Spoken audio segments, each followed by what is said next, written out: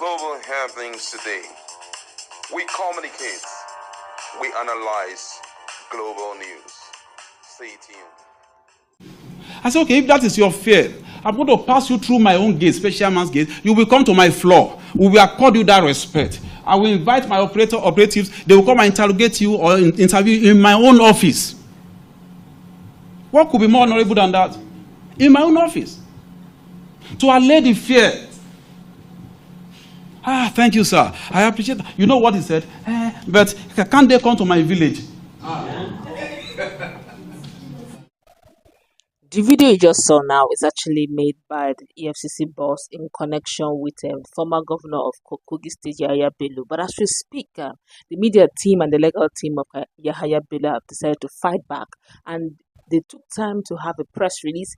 They listed the points countering, in fact, totally countering all what the EFCC boss have said. I would like us to go through this. It's getting very interesting. The drama is getting bigger, and they listed quite a number. My colleague is here. We're going to look at the points they raised, and of course, we'll leave it to you to judge for yourself, although the matter is still in court. All right, the EFCC boss talked about $120,000 paid by Yahaya Bello. Now, his team said that is just a mere allegation, that it is not true, and what also is surfacing on the internet, that's $840,000 was not what Alhaji Bello, that's Yahaya Bello, paid. They also made Nigerians to know that the so-called payment of fees was not done, as at the time Yahaya Bello was about to leave the office, that he had already started paying school fees like this for his children in the American International School back in 2021. So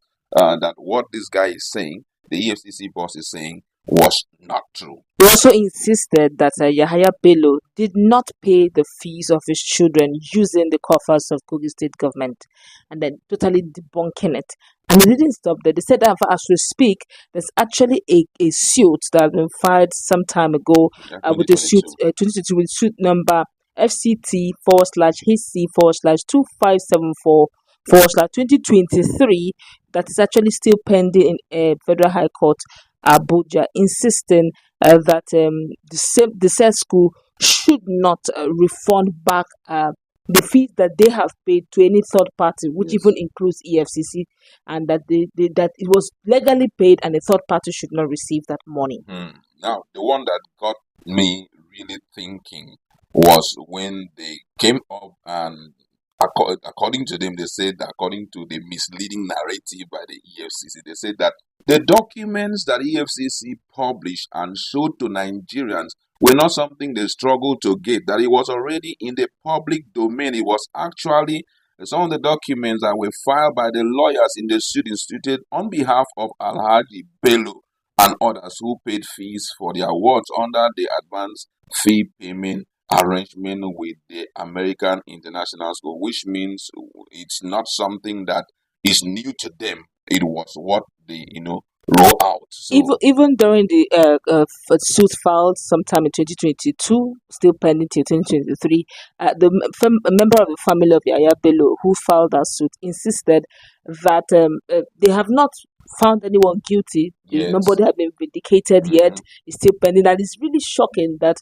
a lawyer of that repute, they're referring to the EFCC boss, is a lawyer, should know better that issues that has jurisdiction in the court should not be made public, and him of all people should not understand that pattern. For that reason, they're also going to hold their peace and rather carry all their necessary documents and proofs to the court where their the issue matters and not public opinion, as EFCC boss is actually trying to elicit.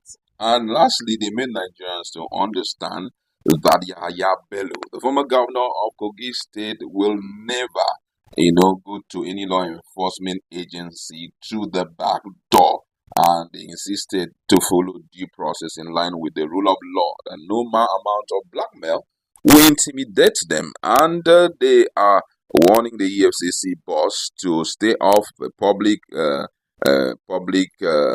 domain. Instead, should bring all relevant proofs to the court, where it will make a great deal of sense. Well, some Nigerians are shouting that corruption fighting back. Well, I wouldn't know what is corruption, and I also don't know what is fighting back. One thing is certain: we have a situation in our hands. How will the EFCC boss fight this thing out? Because based on the statement made by the media team of Yahaya Bello, they feel that this is a personal vendetta. Yeah. Yes, it's a personal vendetta. That the way this man is taking it too personal. But Nigerians are asking very pertinent question, very simple question. If Yahaya Bello is, remember, still in court, so we are still just assuming now that if Yahaya Bello is innocent, as he claimed, because he's not yet been convicted yet. If he's innocent, what doesn't take him anything? Go get your documents. Those because he said that he had been paying school fees long before he became governor. What job were you doing? Where's with sources of income? Just bring it to table. Bring them all out there. Your taxes. Let's know. It doesn't need too much rocket science. Go prove yourself. But what makes it very interesting is the fact that Senator Natasha, had been screaming to high heavens over the level of misappropriation of funds of Kogi government. So why are we, what's this issue, dramatizing on this whole matter? It's really, unbecoming. Now, I think the legal team of Yahaya Bello are trying to be smart. Smart in the sense that they had already run to the court. And the court has more power than any other person. Most Nigerians believe that Yahaya Bello, being the white lion of Kogi, as he had always been claiming, shouldn't be running from pillar to post. Go straight to the EFCC and let them understand, this is the whole thing. But I think they do not want to do it that way. Instead, they want to go through the court. And from the way the whole thing is going, the law is that he can walk away without even visiting the EFCC. But I think what the EFCC man really wants is to see him in his office. And then let's talk over this whole issue. And by so doing, more evidences will be generated. There are some questions they may throw at you, and you make some very indicting statements, which will be brought up against you, and that's what he doesn't want to do. And the EFCC boss is even a lawyer, so he knows how to psychologically draft some questions. And you will begin to say things that you didn't want to say. But one thing that is interesting is the fact that we have seen this player several times. I could still remember during the time, though not connected, during the time of Sowore when he was in Nigeria. I think DSS visited him in an unusual manner, and they were able to still get him out. And they did what they needed to do. And hell was done for, and hell didn't let loose.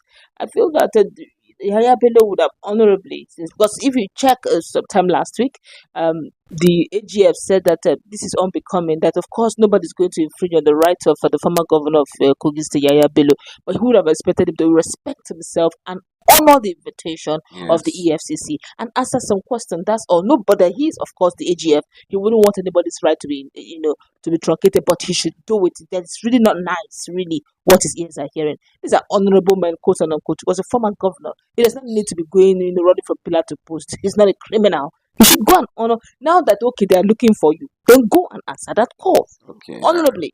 Yeah, but he's been around this country for a long while. He knows what it means going to the EFCC office. Going there is not a problem. Coming out is a big problem because when those guys get a hold of you and you can't definitely tell them what they want to hear. Oh my God. You stay there already we have the case in our hand. The case of the CBN governor, MFL, blah, blah, blah, blah, blah. He's this, so he's that. EFCC trapped him down. Before we know, it was a struggle between the DSS and the EFCC. So, bros don't sit down, look the thing and say, Jesus, these guys, I know what made they do me that thing. And don't do me that thing. And it's true, that's what happened. It's true. Emefiele went honorably, and that was the last time. That was the last time we heard that from him. So, all of that, he's thinking about it. Even this, the former EFCC boss too, that finally managed to come out. I think the same thing happened to him too. So, he honorably went back, and that was it. So, if you are, unfortunately, maybe public or political opponent somewhere, that cannot be placed, just like the media team has said, some personal vendetta here and there, you gotta tread carefully. That's the truth. That's why I say his legal team were quite smart, diverting it the other way. So I think that's just it. Let's see what will keep unfolding, because I know that the EFCC, being that they are under the law, they respect the law, I think they are going to abide, and let's see how the case will turn out. That's what we would like to leave it. Let's meet our conversation.